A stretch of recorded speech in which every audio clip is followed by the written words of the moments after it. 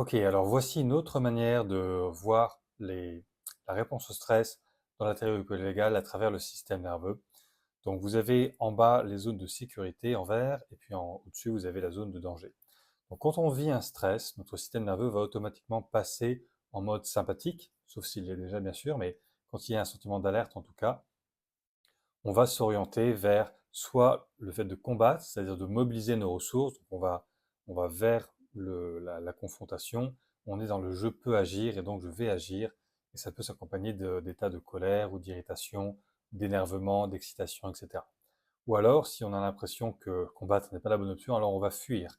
On est toujours dans un mouvement. Dans ce cas-là, on est dans l'évitement. On peut avoir des émotions comme de la panique, ou de la peur, ou de l'inquiétude. On va chercher à éviter la situation qui nous pose problème et aller vers autre chose et retrouver de la sécurité. Maintenant, si on est dans un danger qui est encore plus fort que ça et qui dépasse nos ressources, on va monter vers le haut. Donc là, on va parfois vivre un état de figement, c'est-à-dire un état de stupeur, de choc, d'être debout mais de ne pas savoir comment réagir et d'être voilà, un peu mi-figue, mi-raisin entre est-ce que je me bats, est-ce que je fuis, est-ce que je ne peux faire ni l'un ni l'autre. Et on est parfois tellement submergé dans ces moments-là qu'on ne sait pas quoi faire. Et ça peut être de manière très précise dans une situation spécifique.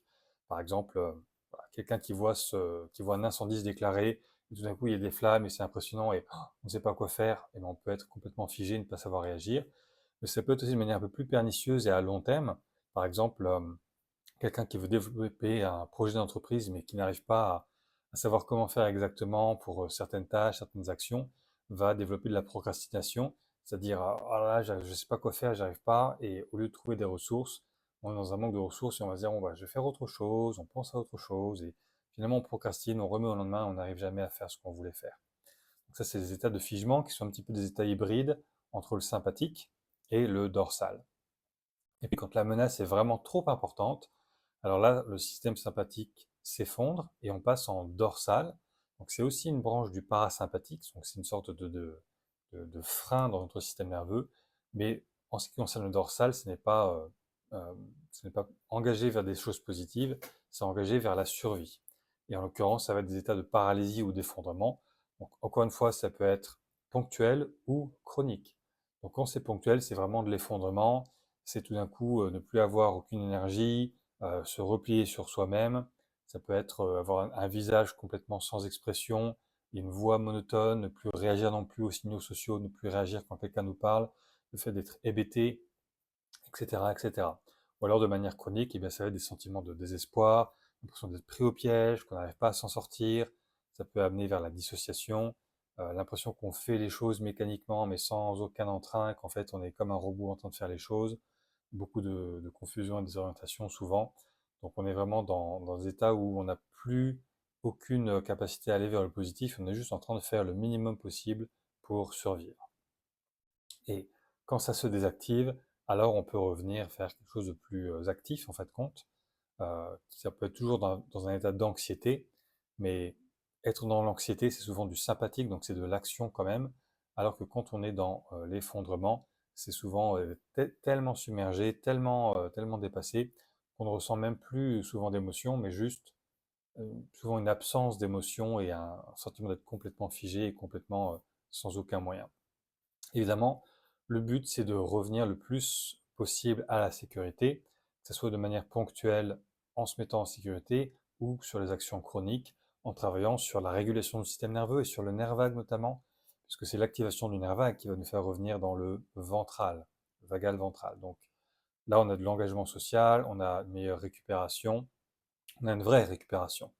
Les gens qui sont en dépression chronique, par exemple, et qui ressentent de l'anxiété, le sentiment de désespoir, d'être pris au piège, sont dans la paralysie, sont dans le dorsal. Dans le dorsal, il n'y a pas vraiment de récupération. Donc on peut être dans cet état-là pendant longtemps et être épuisé. C'est pour ça que vous avez des gens qui, parfois, sont en dépression et dorment 15 heures par jour et se sentent toujours sans énergie. C'est pas parce qu'il n'y a pas d'énergie en eux, mais c'est parce que le système nerveux est passé en mode conservation maximale. Donc, si vous voulez vraiment être dans la récupération, mais aussi dans l'ouverture, l'action et la détente en même temps, c'est du ventral vagal.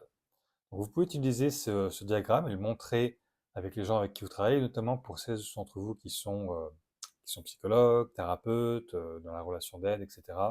Ça peut être bien de montrer aux gens que quand il y a un stress, c'est normal de passer par ces différentes phases. Mais évidemment, on doit, tant que possible, éviter de monter trop haut dans le négatif et pouvoir revenir le plus facilement et le plus rapidement possible dans des ressources, dans de la sécurité. Et parfois, ça veut dire qu'on doit fuir une situation, ou en tout cas temporairement, ou qu'on doit demander de l'aide et ne pas rester seul et avoir un réseau autour de nous. Ça aide beaucoup à amener de la co-régulation, donc à revenir plus facilement dans le ventral vagal. Donc voilà pour ce diagramme de la réponse au stress qui est assez complémentaire aux autres diagrammes que j'ai fait avec les 3 états du système nerveux. Et je remercie la thérapeute qui a créé ça, qui s'appelle Ruby Jo Walker, qui est une thérapeute spécialisée dans les traumatismes et dans la théorie polyvagale américaine, qui utilise notamment l'expérience somatique. Mais c'est un diagramme qui est facile à comprendre, donc vous pouvez voir que il y a des moments où on est en capacité d'action, puis des moments où on n'est pas en capacité d'action, et de savoir repérer où on en est, ça permet à la fois de prévenir certains états négatifs, notamment les états de figement, hein, d'effondrement. On peut les prévenir en appliquant les bons outils, les bonnes réactions, et travailler à revenir vers la régulation et vers l'engagement social à travers le sentiment de sécurité et la gestion du stress.